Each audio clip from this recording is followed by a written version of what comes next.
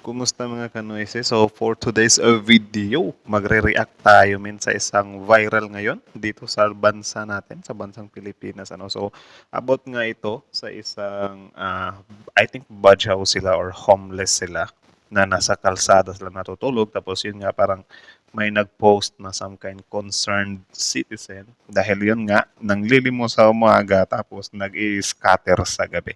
So, tignan natin yun kasi nag-viral nga siya. Pinost siya kahapon, Sunday, 10:35. Meron na siyang 16,000 reactions tapos 33,000 shares. So, marami yung siguro gumanon yung tenga nila na my goodness, itong mga batsaw na to, ano? So, correct me if I'm wrong na lang guys, if ever badyaw ba sila or hindi. Kayo na lang din ang ano. Tapos, tingnan nyo naman, no? Diba?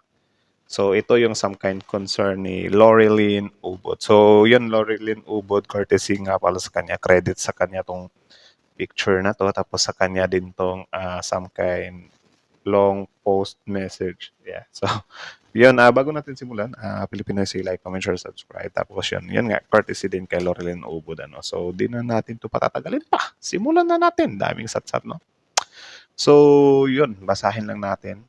Kaso lang Bisaya to men, so sige try nating i-translate. Tapos pasensya if jumbled yung pagkaka-translate natin ano.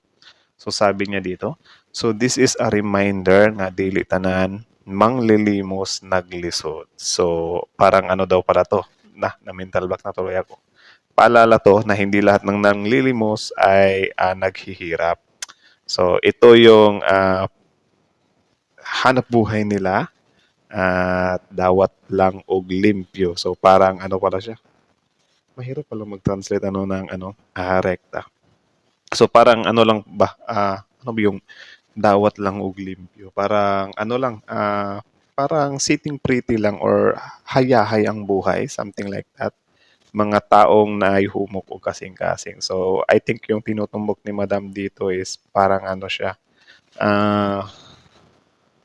Putik na. Nami-mental block tuloy ako. Basahin na lang natin to. So this is the reminder nga dili tanan manglilimos naglisod, mauni ilang panginabuhi, dawat lang og limpyo sa mga tawong naihumok og kasing-kasing. So parang yun nga tinutumbok ni Madam dito na yung target ng mga taong to is yung mga tao na sobrang dali lang maawa, ano. So yun, sa una kusog kayo kumanghatag ani karon nga nag-standby ko balik sa likod sa ospital since naami patient dito. Nakita jud nako nga mas hayahay og wala jud sila'y problemang dako. So sa ano daw nung pabalik-balik siya sa likod ng ospital na yan, nakita niya itong mga taong to. Well, dati daw si Madam Loreline Ubod ay ano talaga siya, madaling kurutin yung ano niya dito. Tapos yun, nagbibigay talaga siya sa mga nanglilimos or yung mga badyaw. Pero ngayon, parang hindi na daw. Ano. So parang nagbago yung pananaw niya na makita niya rin tong mga taong to na parang wala lang problema, parang chill lang sila. No? So masakit nga din naman yun. If ever na parang, yun nga, parang hirap na hirap ka na sa buhay. Tapos, in the end, makikita mo yung mga taong gumaganyan lang yung kamay tapos ini-scatter lang yung pera, di ba? Ilang gito yung hugaw o luoy sa tanawon pero naay ka-scatter. So parang sinasadya daw nila na parang madumis lang tingnan para may magbigay sa kanila ng limos ano at may pang-scatter sila. Lami pa kaayo og panihapon with soft drinks pa, nagtagsa pa og cellphone. So yun, masarap daw yung hapunan nila, may pa soft drinks pa. Tapos may tag-iisa pang cellphone. So sana all, sana all, sana all. Sa Pilipinas ka lang makakita ng ganyan. Ako intaw naghunahuna asa mangutang og asa mo duol nga makatabang sa among medical bills unya kani sila mga hilas kaayo. So samantalang siya daw men ay parang yun, sobrang hirap siyang maghanap ng pera para sa bayarin nila sa ospital. Tapos no makita niyo tong mga taong to, grabe. 'Di ba? Hilas. So parang ano, parang hambog something like that or parang social. Please ayaw na muhatag luoy ang mga bata ani nila kay maura pod sundon ang pagpanglimo. So, yon ayon kay Madam, pakiusap, huwag na kayong magbigay sa mga taong to kasi yung mga bata nila ay ito lang din yung some kind susundin nila if ever na lumaki sila, 'di ba? Na parang wala, manglilimos na lang sila habang buhay. Kung wala jud mo kung wala lang jud mo hatag nila bisag piso kada adlaw, mapugo sila og pantrabaho for sure. As long as naay mo hatag ani nila, magsigura jud sila og manglimos.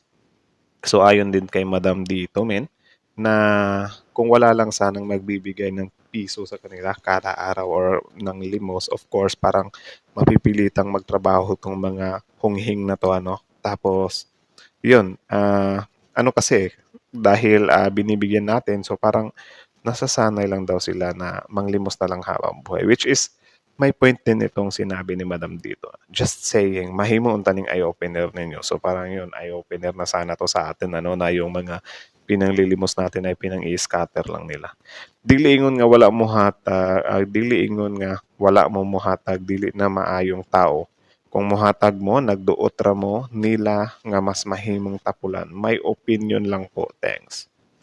So, yun, parang ano daw, siguro sa iba na parang nagigil trip daw, sabi ni Madam dito, na wala kayong dapat ika-guilt trip na kung iisipin nyo man na kung hindi kayo magbibigay, baka parang ano pa sa isip nyo na, oh my God, kawawa naman yun, tapos hindi ko binigyan. Kasi yun nga, parang ang nagiging ending daw kasi nito ay mas lalo silang maging tamad, ano? At yun, mas lalo silang maging tamad.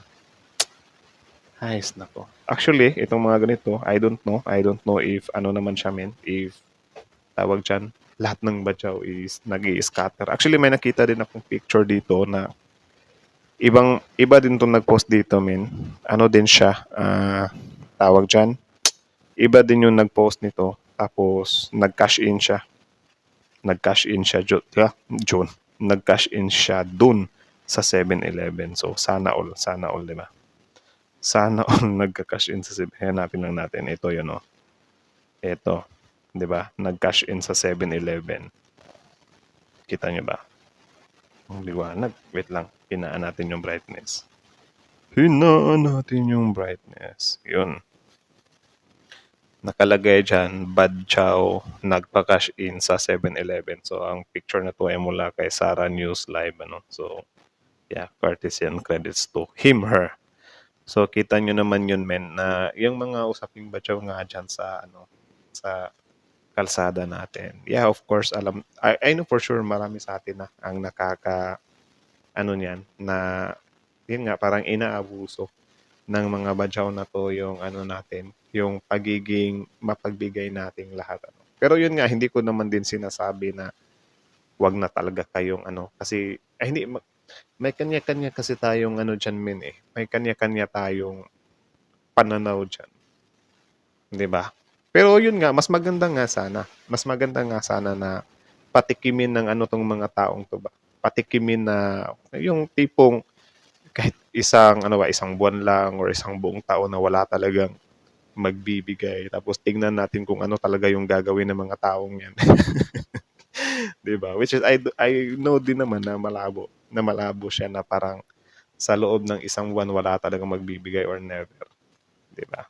Kasi talaga may mga tao talaga na madali lang maano yung mga puso nila.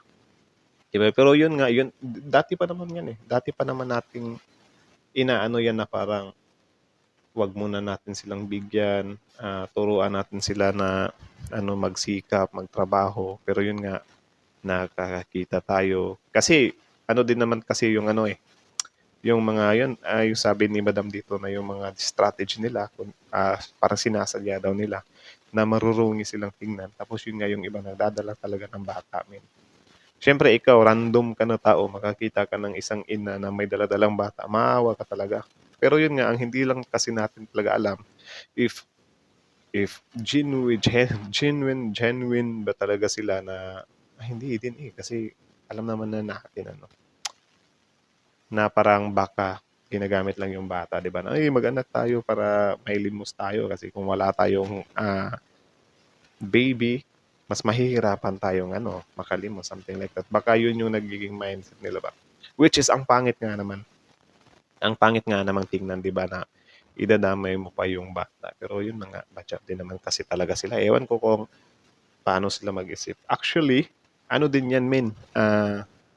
May some kind din yan sila. tawag diyan, yung iba diyan nagagalit din, 'di ba? May mga nagba-viral na nakikita ko dati. Nagagalit din yung iba diyan na kapag hindi mo binibigyan, 'di ba? So, wala talaga. Ewan ko kung paano talaga yung masusolusyunan ano.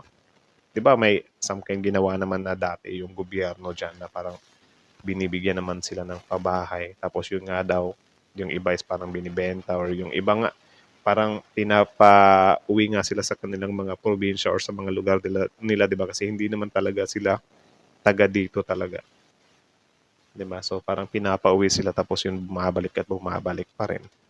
So, yun. Actually, sobrang or in my ano din naman talaga siya. Parang nakakaaning lang kung iisipin na parang, for example, hard-earned money mo yung ano, 20 pesos or pang snacks mo sana yon, pamasahe mo pa sana sa susunod na araw yun. Tapos naibigay mo kasi yun nga parang ano siya eh, parang na tawag dyan, parang nag-guilt trip ka o naawa ka ba kasi may dalang bata tapos kinagabihan pala ipang i-scatter lang. Tapos malaman-laman mo ipang i-scatter lang. Of course, masasaktan ka talaga doon or parang maiinis ka. Parang ganun. Parang maiinis ka. No? So, yeah. Ewan ko kung paano talaga masusolusyonan yan. Kayo ba guys? Do you think? Paano masusolusyonan yan? Or kayo, anong masasabi nyo dito? Comment kayo sa baba. Tapos yun, pag-usapan natin yan sa comment section. So, yeah. Hanggang dito na lang muna. Thank you so much for watching.